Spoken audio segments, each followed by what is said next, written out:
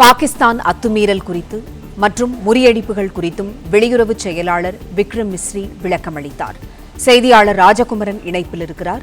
ராஜகுமரன், பாகிஸ்தானின் அத்துமீறல் குறித்தும் மற்றும் முறியடிப்புகள் குறித்தும் வெளியுறவு செயலாளர் விக்ரம் மிஸ்ரி விளக்கமளித்தார். இது குறித்து சொல்லுங்கள்.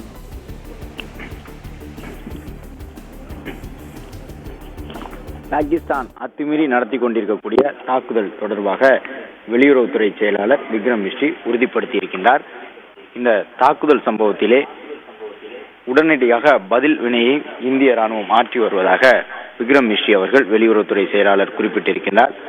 குற்றச்செயலிலே தொடர்ந்து பாகிஸ்தான் ராணுவம் ஈடுபட்டு கொண்டிருக்கின்றது. அந்த அடிப்படையில் ராணுவத்தின் முழு சுதந்திரம் வழங்கப்பட்டிருக்கின்றது. ராணுவத்தினர் தேவையான தாக்குதலை உடனுக்குடன் நடத்துவதற்கான அனுமதி வழங்கப்பட்டிருக்கின்றது.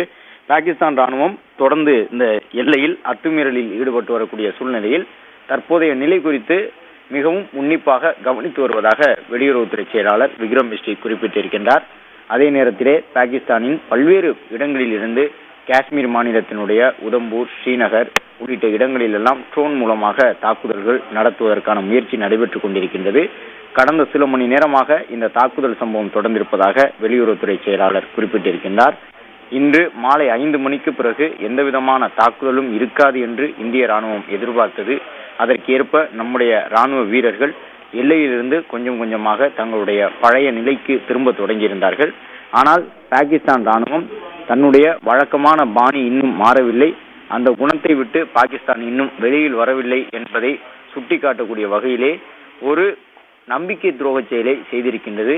இந்திய ராணுவம் போர் நிறுத்த ஒப்பந்தத்தின் அடிப்படையிலே தாக்குதல்களை நிறுத்திவிட்டு தன்னுடைய நிலைக்கு திரும்ப தயாராக இருந்த பொழுது ஒரு கொடூரமான தாக்குதலை ஜம்மு காஷ்மீர் பகுதியிலே நடத்தி இருக்கின்றது. அதன் காரணமாக ஒரு எல்லை பாதுகாப்பு படை வீரரை நாம் இழந்திருக்கின்றோம். மேலும் காஷ்மீரில் பொதுமக்கள் வாழக்கூடிய குடியிருப்பு பகுதிகளுக்குள் ஏற்பட்டிருக்கக்கூடிய பாதிப்பு நிலவரங்கள் தொடர்பாக நாளை அதிகாலை அல்லது காலை வேளையில்தான் முழுமையான விவரங்கள் கிடைக்கக்கூடும். இந்த தருணத்தில் நம்முடைய நாட்டின் பாதுகாப்பு படை வீரர்களுக்கு நாம் உறுதுணையாக இருக்க வேண்டும். இந்திய ராணுவம் எடுத்திருக்க அந்த நடவடிக்கைகளை ஒருபோதும் மேலும் மேலும் அது குறித்து கேள்விகளை எழுப்பாமல் இதன் மூலமாக இந்தியாவிற்கு கிடைத்திருக்கக்கூடிய வாய்ப்பினை முழுமையாக பயன்படுத்திக் கொள்ள வேண்டும். இதுவரை நாம் பாகிஸ்தானை தாக்கி இருந்தால் அதற்கு எதிராக ஒரு சில நாடுகள் கேள்வி எழுப்பியிருக்கக்கூடும். ஆனால் இனிமேல் நாம் பாகிஸ்தானை தாக்கும் பொழுது வெளிப்படையாக மற்ற நாடுகளுக்கு பாகிஸ்தான் எந்தளவு போர் விதிகளை மீறி செயல்பட்டிருக்கின்றது, போர் விதிகளுக்கு முரணாக செயல்பட்டதன் காரணமாகவே இந்த தாக்குதல் நடைபெற்றிருக்கின்றன என்பதை நாம் சுட்டிக்காட்ட முடியும். எனவே பாகிஸ்தானுக்கு எதிரான நம்முடைய நடவடிக்கைகளுக்கு நமது வீரர்கள் தயாராகி கொண்டிருக்கின்றார்கள். ஏற்கனவே கடந்த 3 நாட்களாக வானில் தடுத்து நிறுத்தப்பட்டதை போன்று இன்றும் பாகிஸ்தானினுடைய ஏவுகணைகள் வானிலேயே தடுத்து நிறுத்தி சுட்டு வீழ்த்தப்படுகின்றன.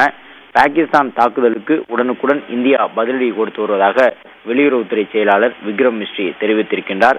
மேலும் பல்வேறு இடங்களில் இருந்த அந்த எல்லை பாதுகாப்பு படை வீரர் தங்களுடைய நிலைகளுக்கு சென்றிருக்கின்றார்கள். பாகிஸ்தான் நாடு இது போன்ற ஒரு நிலைப்பாட்டை எடுக்கும் என்பது எதிர்பார்க்காத ஒன்றுதான்.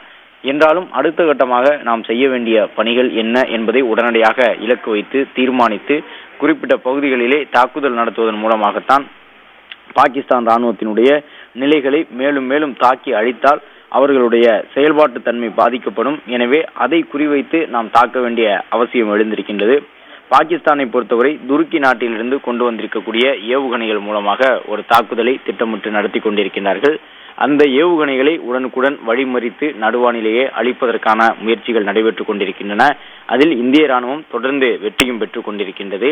காஷ்மீரினுடைய சில பகுதிகளிலே ட்ரோன் மூலமாக தாக்குதல் நடத்துவதற்கான முயற்சிகள் மேற்கொள்ளப்பட்டிருக்கின்றன.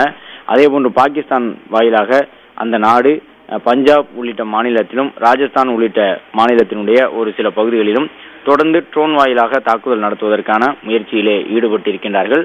தற்போதைய நிலை குறித்து ராணுவம் உன்னிப்பாக கவனித்து வருகின்றது என்று வெளியுறவுத்துறை செயலாளர் தெரிவித்திருக்கின்றார். இதன் மூலமாக தேவையான பதிலடியை வழங்குவதற்கு இந்திய எல்லை பாதுகாப்பு படை வீரர்களுக்கும் ராணுவ வீரர்களுக்கும் வழங்கியிருக்கின்றார்கள் என்பதை உணர்ந்து கொள்ள முடிகின்றது.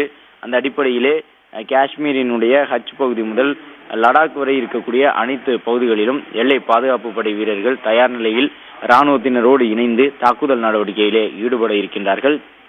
இன்னும் சொல்ல போனால் இன்று இரவு பெரிய அளவிலான தாக்குதல்களை கூட நடத்தினாலும் தவறு இல்லை என்று சொல்லக்கூடிய விதமாகத்தான் பாகிஸ்தானினுடைய நம்பிக்கை துரோக செயல்கள் இருக்கின்றன. எனவே அதை நோக்கி நம்முடைய இந்திய வீரர்கள் நகரக்கூடும்.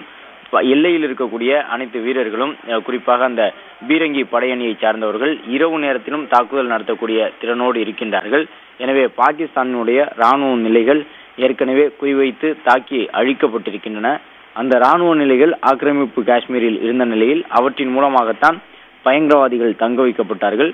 மேலும் ட்ரோன்களை ஏவுவதற்காக பாகிஸ்தான் அமைத்திருந்த பல்வேறு நிலைகளையும் ஆக்கிரமிப்பு காஷ்மீர் மற்றும் பாகிஸ்தான் நாட்டுக்கு உள்ளாக சென்று ஊடுருவி நம்முடைய ட்ரோன்கள் மூலமாக தாக்குதல் நடத்தி அழித்திருக்கின்றோம். எனவே தற்போதைய நிலையிலே ராணுவம் முழு அளவிலான ஏற்பாட்டோடு இருக்கின்றார்கள். பாகிஸ்தானுக்கு உடனுக்குடன் பதிலடி வழங்குவதற்கான அனைத்து ஏற்பாடுகளும் செய்யப்பட்டிருக்கின்றன.